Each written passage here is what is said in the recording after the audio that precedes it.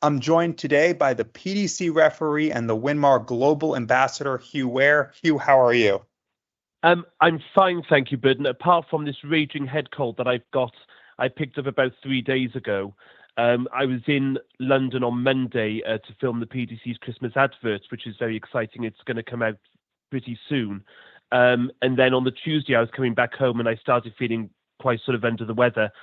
And I was up in Manchester then on Wednesday, feeling like absolute death warmed up to work at the Paddy Power, that 9-darter hole-in-one 147 challenge that they did. So I was spotting the darts on that.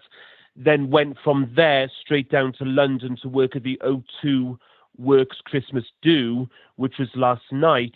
So I've been up since 3 o'clock in the morning to go to Manchester. By the time I got back to my hotel room in London, it was about 11 p.m. And so I've come back today, back home.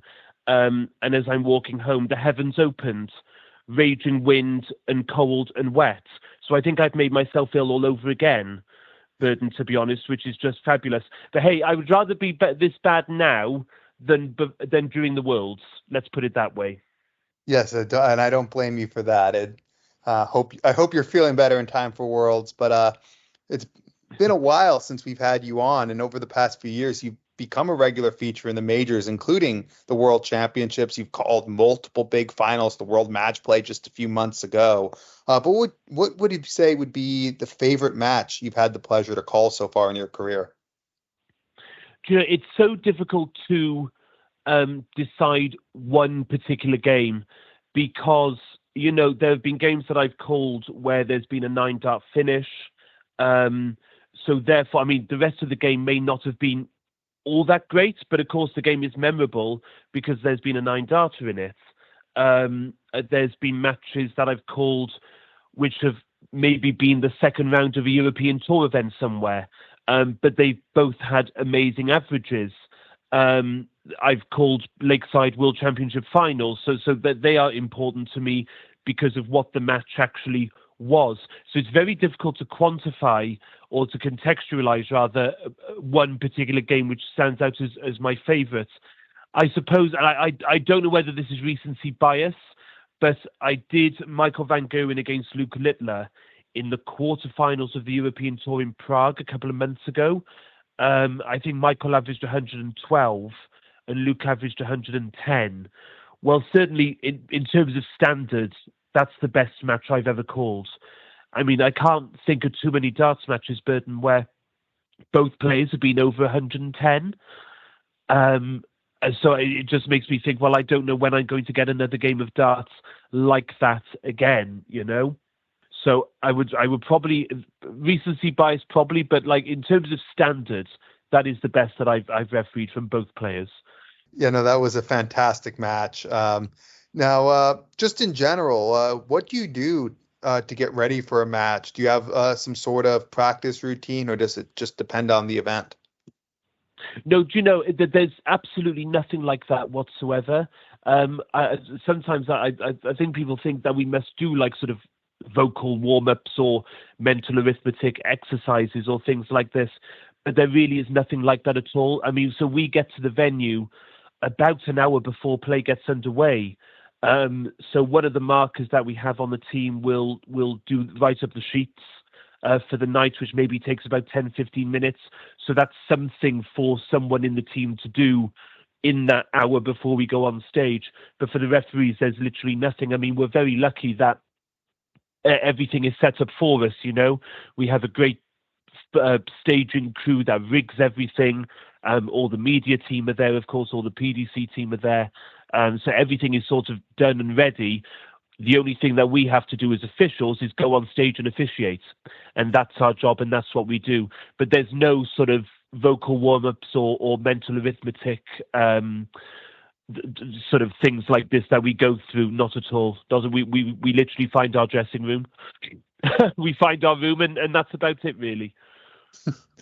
Now, you mentioned mental arithmetic. Some players have their own very unique mental arithmetic to get down from 501 to 0. From the caller's perspective, what's the most difficult type of player to call? Are it the quicker players?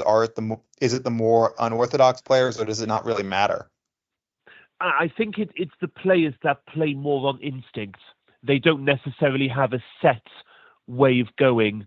So, I mean, I don't think there's a game that goes by where Luke Littler doesn't throw me at least once, because, I mean, a lot of what he does makes total sense, but it's maybe a bit different from the last time he went for that shot, or it's just something that I wasn't expecting him to do. So I think those that play more off the cuff, I mean, if you have, because somebody like Gerwyn Price has a very set way of going. I know pretty much most of the time anyway, before he throws the dart, where it's actually going to be going, where it's aiming for. So I can prepare myself for that mentally on the math side of things. But somebody like Michael Smith or Luke Littler may go for 62, treble 14, double 10, one shot, and then 5 minutes later they'll go treble 18, double 4. Do you know what I mean? So it's that kind of player, the player that you can't really sort of go down one line of thinking most with. Do you know what I mean? Because then you have to sort of pull yourself back from that route that they've gone down and go down another one in your own head. So those are the most difficult ones to call for. Oh, that makes perfect sense. And you mentioned, of course, previously in the BDO with the Lakeside, you mentioned a bunch of events in the PDC, majors and European tours. You've now called matches in most of the biggest venues in the world of darts. Is there a venue or a tournament, though, that's your favorite to call at? I think the best venue that I've done, and I've consistently thought this every time I've gone there, is the Premier League in Dublin. I think the Premier League in Dublin, the atmosphere there is always absolutely unbelievable. And it's like that every single time. I think I've done it 3 or 4 times, I can't remember, but each time has been just as good as the last. So I would say the Premier League in Dublin. The other ones that spring to mind are ones that are more sort of personal, close to my heart. So the Premier League in Cardiff, I used to go there every year when I was a kid. And now I referee at it, same as the World Match Play. So those two probably have a sentimental feel. But the Premier League in Dublin for atmosphere is always unbelievable. Now, recently, back in September, you were announced as a Winmau Global Ambassador. First, what is a Winmau Global Ambassador, and what does it entail? I mean, I don't think I'm touring the world as such. I mean, it's a good idea, though. I will put it to the Winmau team. Does this mean that I get to go on like sort of free holidays and promote darts? Because if it does, then sign me up, you know. So no, it's well, basically. So this is a bit of an exclusive for you guys at the Weekly Darts Cast. Get ready, brace yourselves, because all part of the deal, they wanted to give me a platform to create my own sort of profile. So the day before the World Championship starts, I am launching my own website. It's going to be a website where you can inquire to book me for exhibitions and personal appearances. You can read my brand new blog, which I'm starting before the World Championship starts, and I will be blogging from the World Championships at Alexandra Palace onwards throughout 2025 and beyond. I'm going to have my own podcast coming probably around mid to late February. We're hoping to launch that early March at the latest. So it's all very exciting, Burton. There's a lot of good things underway. I've been working with the gentleman who designed Red Dragon Darts' website. He is designing my website for me, and I have a meeting with him shortly after this. We've been talking to a company called the Sports Social Network, which is Europe's biggest sports podcasting network. They have an average monthly downloads of about 10 million listeners. They have a number of Premier League Football Club podcasts on their books, athletics, cycling, lots of different sort of podcasts. The one sport that they haven't got a podcast for, funny enough, so far is darts. So we have agreed that they are going to place and put my podcast onto their network. What I'm hoping to have for the podcast is a different guest from the world of darts every week. And we're just going to be talking.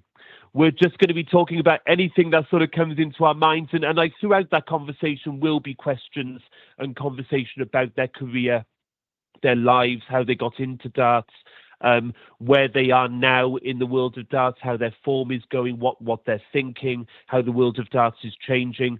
So I'm hoping for darts fans, it will be something really entertaining for them, very interesting to listen to. I would love the podcast to be a place where dart players can come on and sort of not have any sort of media facade or things like this. We can see the dart players 100% for authentically who they are. And hopefully we'll make an enjoyable listen and an enjoyable conversation for darts fans to listen to. So every episode of that podcast will go onto my website as well. There's going to be links to all the other material that I do away from darts. So I've done stuff with the PDC media team, a group of darts influencers called the Bull Hitters. There'll be pictures. So I've literally been sent the other day.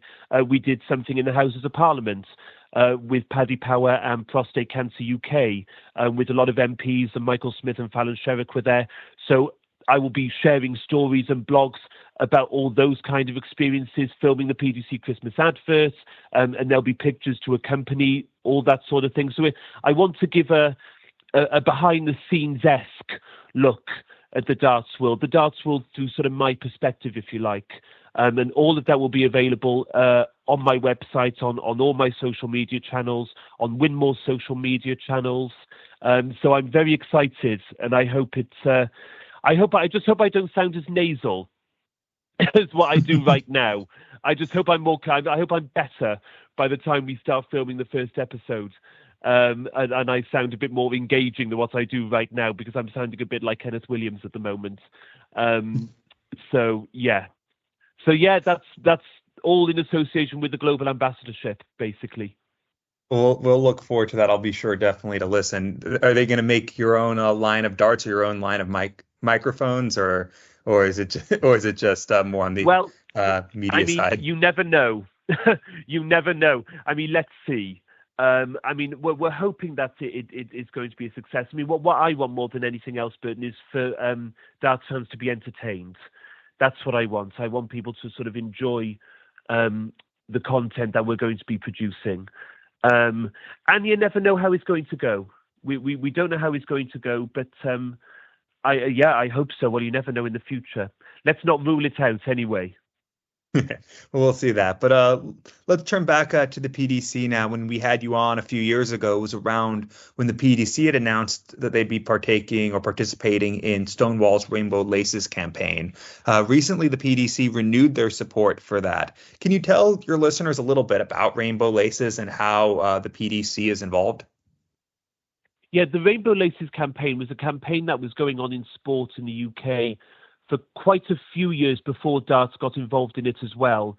At that time, it was being pushed primarily in sports like football and rugby and cricket.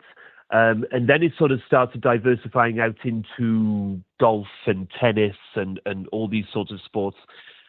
And it was 2018, and I went to the PDC, and through conversations that I had with them, it became apparent to both of us that it would be a good idea for the PDC to start supporting the Rainbow Laces campaign along with all these other sports.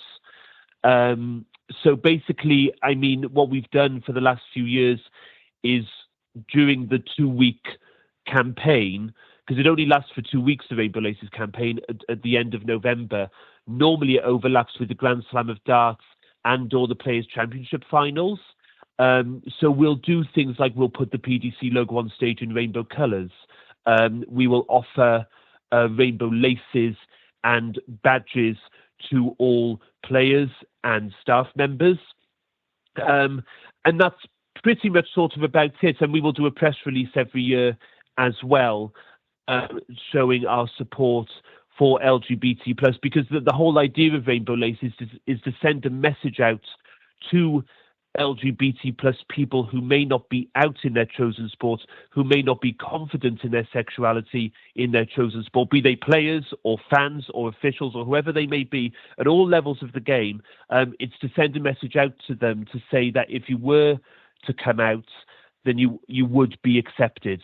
Because I think a lot of LGBT plus people, and the surveys and the statistics back this up, that there are a lot of gay or bi or trans people who are scared of coming out because of the sporting environment that they find themselves in. So it's just to say to them that if you were to come out, then you would be supported, or even if they were already out, it helps with their own confidence. So that's the message, pure and simple. This year, for the first time, we actually put behind the ticketing desk at the Aldersley Leisure Village at the Grand Slam, we put 50 Rainbow Laces packs behind the ticketing desk for fans to collect for free. And by the day of the final, they had all gone. All of them had gone. That's the first time we've ever done that. And we had enough fans come along and to pick up each Rainbow Laces pack, and we put 50 of them behind the counter. So that was really, really good and really positive. And we've also launched this year the Darts' official LGBT plus group, Out On The Oche, which has done very well so far.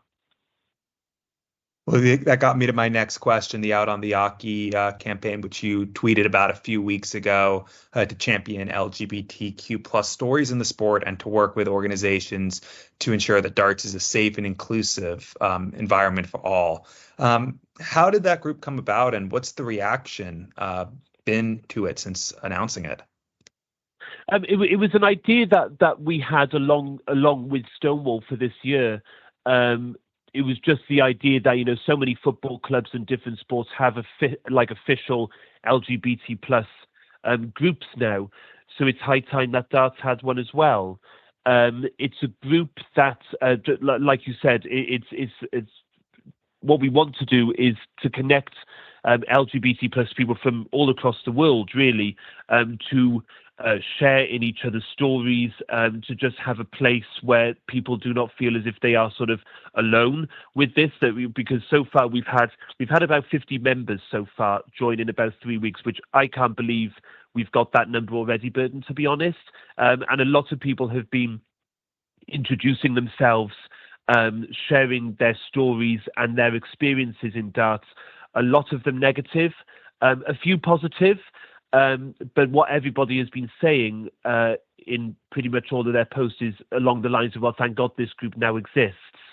So I think it's a good way of, especially for those who have had negative experiences.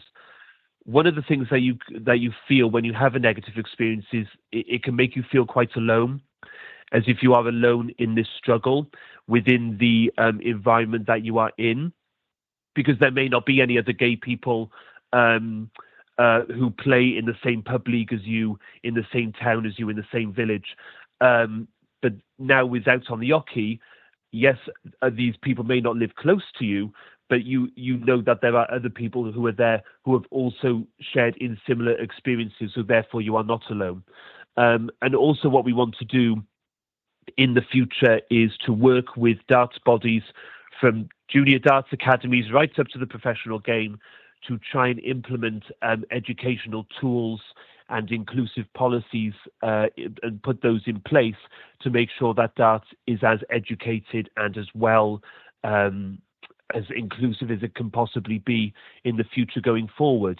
And hopefully that work will pay off. It might take the best part of a decade, may take the best part of 2 decades, but if we can work continuously with these organizations, and all these organizations have indicated to me that they would be happy to work with us on that, we hope that it will make darts a more positive place for everybody going forwards for ad infinitum. And a couple more questions. You mentioned, the goals of the group, but have you noticed any change in the atmosphere for gay and just LGBTQ plus people as a whole in darts over the past few years? Obviously, in some ways, the women's game might be a little bit ahead of the men's game with numerous out gay and trans women's players. But overall, have you noticed any change, hopefully positive, but in any direction? My perspective is that darts is in a much better place now when it comes to LGBT than what it was a few years ago. No, it's not perfect, but it is a lot better. But then at the same time, I look at everything that Noah Lynn van Leuven is going through at the moment, everything that Samantha Lewis is going through at the moment. And of course, I think to myself, there's a lot of work still to be done. And I mean, you know, I've spoken before about some of the experiences that I have had in darts, but none of them pale into any comparison with what Noah Lynn and Samantha Lewis have gone through and are still going through right up to this day. So I think, again, you ask about why Out on the Oche was formed. That was another big reason as to why, because it had become apparent to us all that a network like this was needed now more than ever. So, yeah, definitely agree there. And finally, we'll end on a little bit more of a lighter note, looking ahead. What would you say is the next milestone you'd like to achieve in your career, whether it's refereeing a particular event, some new goal or accomplishment in your role as global ambassador, or just anything? What's the next milestone for you that you'd like in your career? Well, again, it's very exciting because I'm kind of going to tick one off at the World Championships, because I'm doing the whole World Championships for the first time. I'm doing all 17 days. So that's a milestone that definitely it springs to mind. That is going to be ticked off in a few weeks' time. So that's great, and I can't wait for that. I would love to go to New York for the World Series, just because I've never been to New York before. Obviously for the shopping, you know, nothing to do with the darts. I mean, if no one wants to see me at the darts, I mean, they won't see me at all. I'll be down. I'll be off shopping somewhere. They'll have to come and find me. So you won't be having a drink with me? Oh, absolutely. Yeah, that's where we're going. Where are we going in New York, Burton? Where are we going for a drink? I'll have a think over the next 6-7 months. We don't want everyone to tag along, so I'll tell you offline. Do you know, I've got so many plans. I've got it all written down. Everything I want to see in New York, everything I want to do in New York, all the sort of history that's there that I've got to go and see. You know, so it's all written down. I just need to go, and that's it. So hopefully I will do that one day. And I suppose just anything that's new, but to be honest, I mean, I've been so lucky. I've been involved in a lot of World Championship promotion this year. So we did like the Paddy Power Challenge on Wednesday, the O2 Works Christmas Do, the Houses of Parliament a week Monday ago, filming the PDC Christmas adverts. All these sorts of things that is something different, that is something fresh and exciting, things that I've never done before.